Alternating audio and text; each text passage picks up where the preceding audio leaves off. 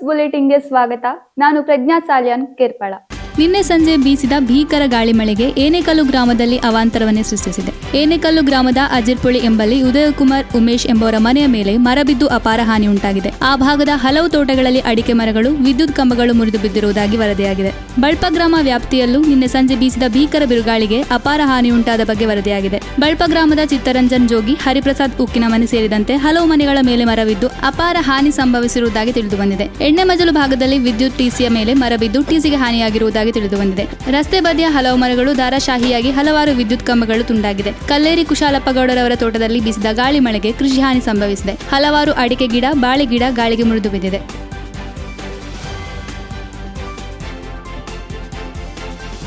ಪಂಜದ ಅಳ್ಪೆ ಚಿಂಗಾಣಿಗುಡ್ಡೆ, ಶ್ರೀ ಉಳ್ಳಾಕುಳು ಉಳ್ಳಾಳ್ತಿ, ಮಹಿಷಾಂತಾಯ ಹಾಗೂ ಪರಿವಾರ ದೈವಗಳ ದೈವಸ್ಥಾನ ಇದರ ವಾರ್ಷಿಕ ತಂಬಿಲ ಮತ್ತು ನೇಮೋತ್ಸವ ಆರಂಭಗೊಂಡಿದ್ದು, ಇಂದು ಬೆಳಿಗ್ಗೆ ಶ್ರೀ ಉಳ್ಳಾಳ್ತಿ ಅಮ್ಮನವರ ನೇಮ, ಶ್ರೀ ಉಳ್ಳಾಕುಳು ದೈವದ ನೇಮ ಭಕ್ತಿ ಸಡಗರದೊಂದಿಗೆ ನಡೆಯಿತು. ಮಧ್ಯಾಹ್ನ ಪ್ರಸಾದ ವಿತರಣೆ, ಅನ್ನ ಸಂತರ್ಪಣೆ ನಡೆಯಿತು. ನಿನ್ನೆ ಮುಂಜಾನೆ ಗಣಹೋಮ, ಸಂಜೆ ಭಂಡಾರ ತೆಗೆಯುವುದು, ಭಜನಾ ಕಾರ್ಯಕ್ರಮ, ಅನ್ನ ಸಂತರ್ಪಣೆ, ರಾತ್ರಿ ಶ್ರೀ ಅರಸು ಉಳ್ಳಾಕುಳು, ಶ್ರೀ ಮಹಿಷಾಂತಾಯ, ಶ್ರೀ ಮಣಿಪಾನ ಪಂಜುರ್ಲಿ ದೈವಗಳ ನೇಮ ನಡೆಯಿತು.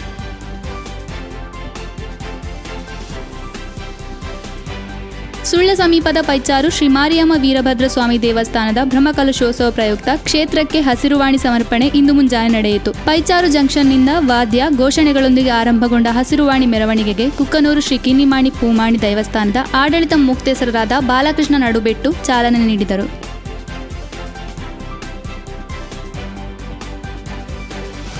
ಸುಳ್ಯದ ಕೆವಿಜಿ ಮೆಡಿಕಲ್ ಕಾಲೇಜ್ ಮತ್ತು ಆಸ್ಪತ್ರೆ 25ನೇ ವರ್ಷಕ್ಕೆ ಪಾದಾರ್ಪಣೆಗೈಯುತ್ತಿರುವ ಸಂಭ್ರಮಾಚರಣೆ ಹಿನ್ನೆಲೆಯಲ್ಲಿ ನಿನ್ನೆ ಸಂಜೆ ಸತ್ಯನಾರಾಯಣ ಪೂಜೆ ಹಮ್ಮಿಕೊಳ್ಳಲಾಯಿತು. ಎಒಎಲ್ಇ ಅಧ್ಯಕ್ಷ ಡಾಕ್ಟರ್ ಕೆವಿ ಚಿದಾನಂದ, ಉಪಾಧ್ಯಕ್ಷೆ ಶೋಭಾ ಚಿದಾನಂದ, ಪ್ರಧಾನ ಕಾರ್ಯದರ್ಶಿ ಅಕ್ಷಯ್ ಕೆಸಿ, ಕಾರ್ಯದರ್ಶಿ ಡಾಕ್ಟರ್ ಐಶ್ವರ್ಯ ಕೆಸಿ, ಕೋಶಾಧಿಕಾರಿ doctor Gautam Gowda, KVG medical college ಮತ್ತು ಆಸ್ಪತ್ರೆಯ ಡೀನ್ ಡಾಕ್ಟರ್ ನೀಲಾಂಬಿಕೈರ್ Natarajan, registrar doctor Sandesh KS, doctor Ravikanth GO, doctor Ranganath, doctor Geetha Doppa, doctor Navya BN, doctor Sai Geetha Gyanesh, doctor Apoorva Dore ಸೇರಿದಂತೆ ಬೋಧಕೇತರ ಸಿಬ್ಬಂದಿಗಳು ಈ ಸಂದರ್ಭದಲ್ಲಿ ಉಪಸ್ಥಿತರಿದ್ದರು.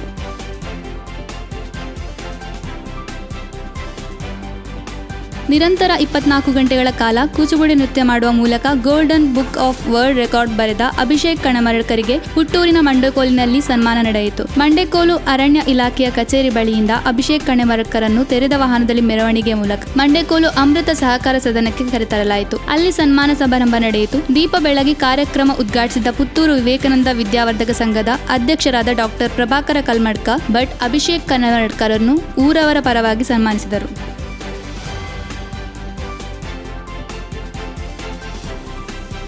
ಸುದ್ದಿ ನ್ಯೂಸ್ ಬುಲೆಟ್ನಲ್ಲಿ ಈಗ ಪುಟ್ಟದೊಂದು ವಿರಾಮ. ಅತ್ತೆ, ಇದು ನನ್ನ ಬರ್ಡೇ ಗಿಫ್ಟ್. ಇದೆಲ್ಲ ಜೀವನದಲ್ಲಿ ನನಗೋಸ್ಕರ ತಗೊಂಡ್ಬಂದಿದ್ದಾರೆ. ನಿನ್ ಮೇಲೆ ತುಂಬಾ ಚೆನ್ನಾಗಿ ಕಾಣುತ್ತೆ.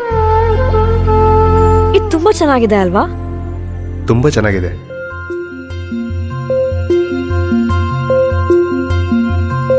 It will look really good on you. Amma? Huh? Mother is always son's first love.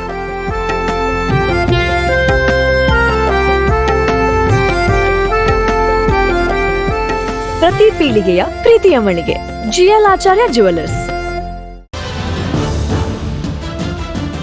ನಮಸ್ತೆ ವೀಕ್ಷಕರೇ, ಸುದ್ದಿ ನ್ಯೂಸ್ ಬುಲೆಟಿನ್ಗೆ ಸ್ವಾಗತ. ನಾನು ರೇಖಾ ಸುಭಾಷ್. ನಾನು ದಯಾನಂದ ಕೊರತೋಡಿ. ನಾನು ಪ್ರಜ್ಞಾ ಸಾಲ್ಯಾನ್ ಕೇರ್ಪಳ. ನಾನು ಯಶವಂತ್ ಕಾಳಮನೆ. ನಾನು ಜಯಶ್ರೀ ಕೊಯ್ಗೋಡಿ. ನಾನು ಶಿವಪ್ರಸಾದ್ ಆಲಿಟಿ. ನಾನು ಪೂಜಶ್ರೀ. ನಾನು ದುರ್ಗಾಕುಮಾರ್ ನಾಯರ್ಕೆರೆ.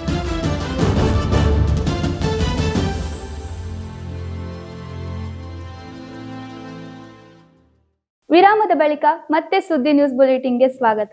ಪುತ್ತೂರಿನ ಅಕ್ಷಯ ಕಾಲೇಜಿನಲ್ಲಿ ಏಪ್ರಿಲ್ 20ರಂದು ನಡೆದ princess and prince of Dakshina Kannada fashion show ಸ್ಪರ್ಧೆಯಲ್ಲಿ ಗೂನಡ್ಕ ಬೀಜದಕಟ್ಟೆಯ ಸಮೃದ್ಧಿ ಎಸ್ ಮೊದಲ ರನ್ನರ್ ಆಫ್ ಪ್ರಶಸ್ತಿಯನ್ನು ಪಡೆದಿದ್ದಾರೆ. ಸುಮಾರು 46 ಸ್ಪರ್ಧಿಗಳು ಕಿಡ್ಸ್ ವಿಭಾಗದಲ್ಲಿ ಭಾಗವಹಿಸಿದ್ದರು.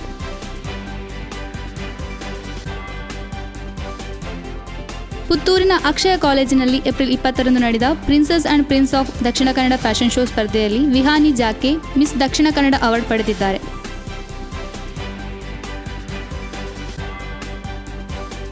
ಪುತ್ತೂರಿನ ಅಕ್ಷಯ ಕಾಲೇಜಿನಲ್ಲಿ princess and prince of Dakshina Kannada fashion show ಸ್ಪರ್ಧೆಯಲ್ಲಿ ದೊಡ್ಡ ಮನೆ ಶ್ರೇಣಿಯ ಮೌರ್ಯರವರು ದ್ವಿತೀಯ ರನ್ನರ್ ಆಫ್ ಪ್ರಶಸ್ತಿಯನ್ನು ಪಡೆದಿದ್ದಾರೆ.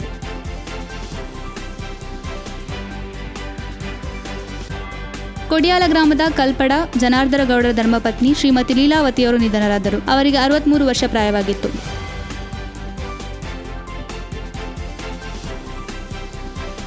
ಐನೇಕಿದು ಗ್ರಾಮದ ಖಾಸಗಿಯವರ ಜಾಗದ ಪಕ್ಕದ ಕಾಡಿನಲ್ಲಿ ನೇಣು ಬಿಗಿದು ಮೃತಪಟ್ಟಿರುವ ಅಸ್ಥಿಪಂಜರ ಪತ್ತೆಯಾಗಿದ್ದು, ಇದು ಕಲ್ಮಕಾರು ಗ್ರಾಮದ ಯಶವಂತ ಕಾಜಿಮಡ್ಕ ಎಂಬವರ ಮೃತದೇಹ ಎಂದು ಶಂಕಿಸಲಾಗಿದೆ. ಯಶವಂತ ಕಾಜಿಮಡ್ಕ ಎಂಬವರು 4 ತಿಂಗಳ ಹಿಂದೆ ಕಾಣೆಯಾಗಿದ್ದು, ಆ ಬಳಿಕ ಪತ್ತೆಯಾಗಿರಲಿಲ್ಲ. ಈ ಬಗ್ಗೆ ಸುಬ್ರಹ್ಮಣ್ಯ ಠಾಣೆಯಲ್ಲಿ ದೂರು ದಾಖಲಾಗಿತ್ತು.